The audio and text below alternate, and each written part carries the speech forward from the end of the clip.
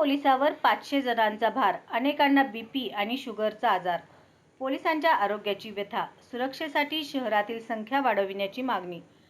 सोलापूर शहरातील लोकसंख्या दिवसेंदिवस वाढत आहे. शिवाय गुन्ह्यांचे प्रकारही मोठ्या प्रमाणात वाढले आहेत.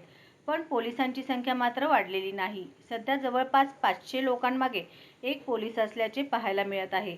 यामुळे पोलिसांवर कामाचा ताण मोठ्या प्रमाणात वाढत आहे. यामुळे अनेक पोलिसांना कमी वयातच विविध आजारांनी ग्रासलेले आहे.